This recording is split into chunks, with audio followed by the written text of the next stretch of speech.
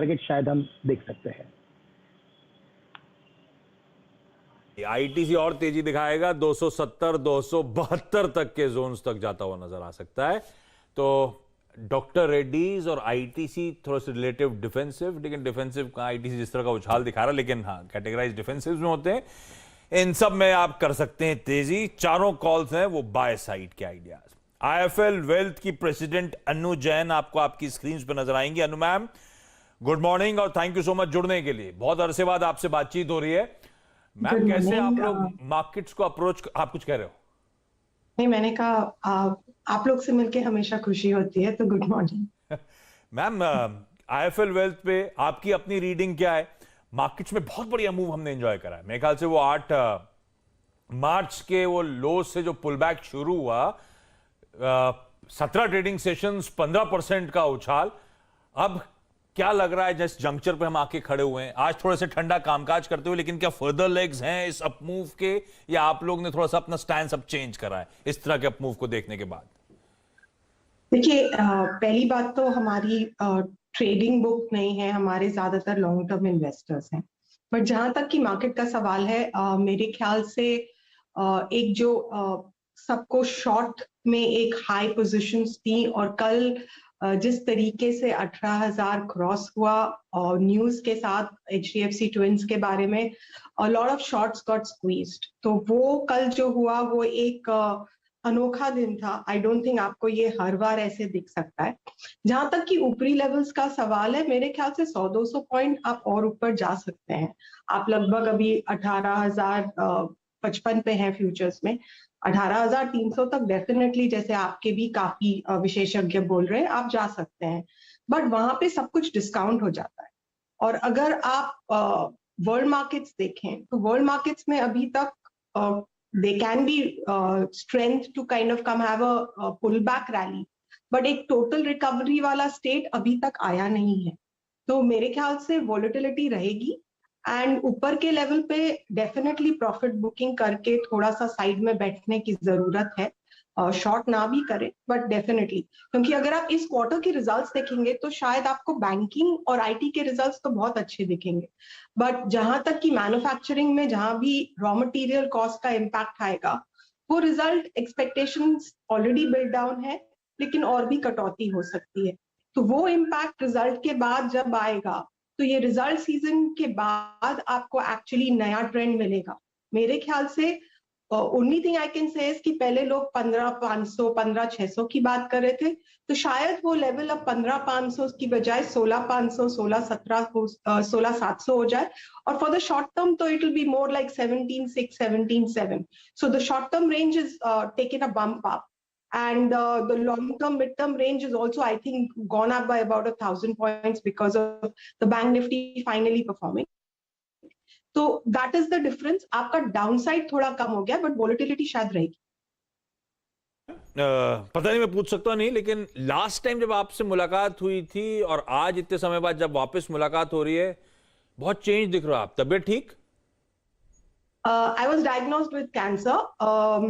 I had a surgery. In fact, जब आपके पास साथ बात हुई थी पिछली बार, तो सर्जरी हो चुकी थी।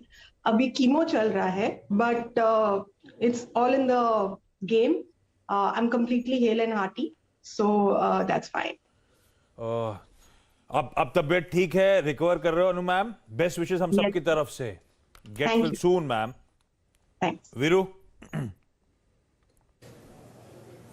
जय अनु जी, ईश्वर आपको शक्ति दे इस, अगर आप देखें, मर्ज से लड़ने की। और वाकई पिछले 10-12 साल से मैं आपसे इंटरेक्ट कर रहा हूँ, सुन रहा हूँ, और ईश्वर आपकी रक्षा करे और आपको इस मर्ज से, अगर आप देखें, तुरंत बाहर निकले।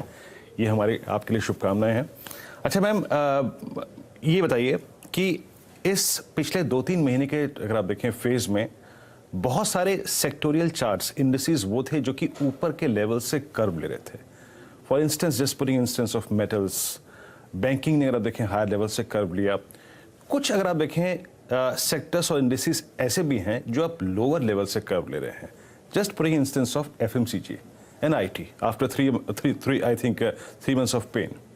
मैम, यहाँ पे FMCG में, IT में और फार्मा में कोई इंटरेस्ट, या फिर अपने क्लाइंट्स को आप लोगों ने, या फिर आपने कोई बड़ी बाइंग की है इस चंक में? हमने आईटी में की है। हम एफएमसीजी पे अभी तक मैं आपको पिछले 10-12 दिन से सुन रही हूँ। मेरा I keep you on the channel when I am doing client advice, but we have not yet, हमने अभी तक एफएमसीजी पे हम पॉजिटिव नहीं हुए। फार्मा पे हम सिलेक्टिवली पॉजिटिव है, बट जहां हम फुली पॉजिटिव है वो सेक्टर टेक्नोलॉजी है। बिकॉज हमको लगता है कि जिस तरीके से रेवेन्यू ग्रोथ आ रहा है, लार्ज कैप्स आपका 3 से 4% का ग्रोथ करेंगे, सम ऑफ द मिड कैप्स अभी भी आपको इस रिजल्ट में 5 से 6% का सरप्राइज दे सकते हैं। एंड वो आज मैं जिस तरीके से आज रुझान देख रही हूँ, चाहे वो परसिस्टेंट है, कोफोर्ज है, माइंडट्री है, दीज आर द वंस जो आपको सरप्राइज दे सकते हैं। तो हमने लोअर लेवल्स पे जब हमको मौका मिला था, मैं आई वोंट से कि हमने बॉटम कैच किया है, बट जहां से पकड़ा है वहां से भी ये स्टॉक्स करीब 20% बढ़ चुके हैं, वहां से 10% और नीचे गए थे। तो आईटी के अगर आप मिड कैप स्टॉक्स देखेंगे तो 30% नीचे से ऊपर है। लेकिन हाँ, हमने बॉटम नहीं कैच किया, लेकिन जैसे परसिस्टेंट 4000 के आसपास है या इन सब लेवल्स के ऊपर हमें वहां पे थोड़ा सा एडिशन किया था।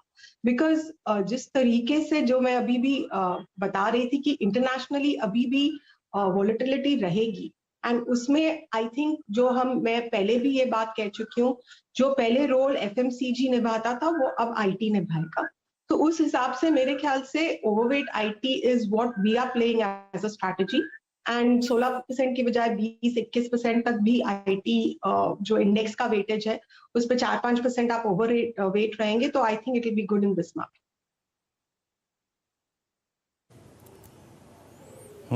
अच्छा अनु मैम, एक चीज़ और आपसे पूछना चाहता हूँ कि कभी भी आपको अगर आप देखें बड़ा पैसा कमाने के लिए और वेल्थ क्रिएट करने के लिए एक बड़ा कॉल लेना पड़ता है, मेजर रिवर्सल्स पे ध्यान देना पड़ता है।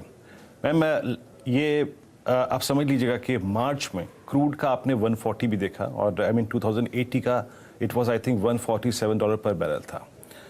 अगर आप इस क्लासिकल रिवर्सल को पकड़ लें, हालांकि अभी भी आप देखिए कि कहना बहुत मुश्किल है, लेकिन अगर आप इस रिवर्सल को पकड़ लें तो आप बहुत सारी कंपनियों में पैसा कमा सकते हैं। लाइक ओएमसीज पे, आप पेंट स्टॉक्स पे पैसा कमा सकते हैं, आप एविएशन पे पैसा कमा सकते हैं। What exactly is your take on crude? अभी आपका क्रूड पे नजरिया क्या है मैम? इंटरमीडिएट 120 के आसपास ब्रेंट रह के इट्स कम डाउन। जो क्रूड है वो हमारी एक पूरी टीम ट्रैक करती है। उसका आज सुबह का कॉल था कि ये एक बार को 85 to 87 जा सकता है, बट उसके नीचे जाने की उम्मीद थोड़ी सी कम है। और अगर आप बास्केट देखेंगे तो लास्ट ईयर की बास्केट करीब 60 से $65 थी, और अगर अभी ये $90 पे भी सेटल होता है।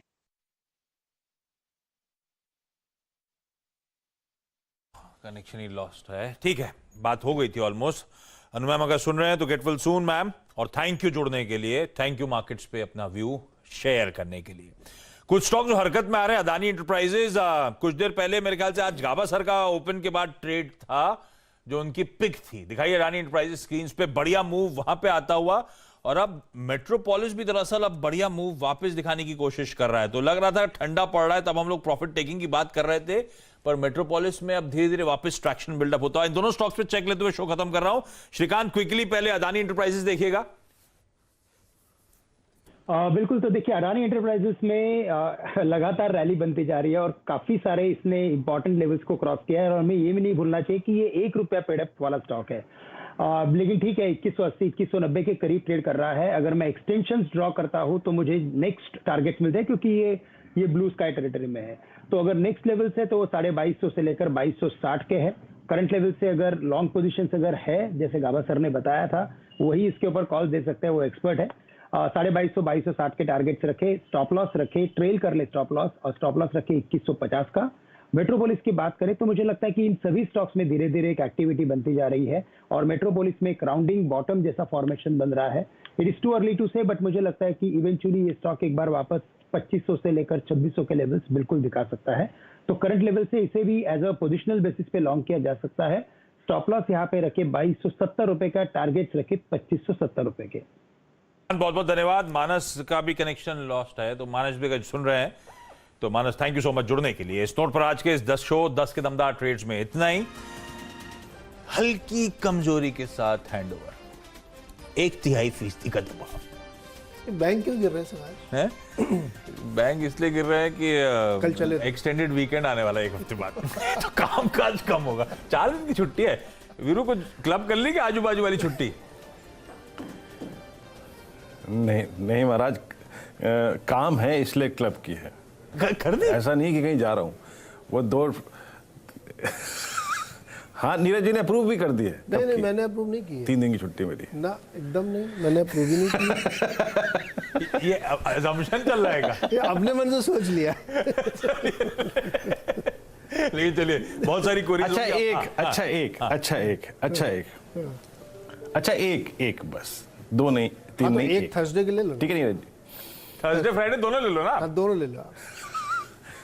नो, सैटरडे संडे फ्री में। 4 दिन ऐसे ही हो जाएगा।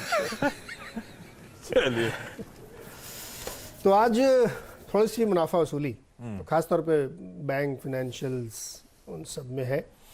लेकिन कोई बात नहीं, देखिए आप शाम को आपको जो है ये पॉजिटिव मिलेगा।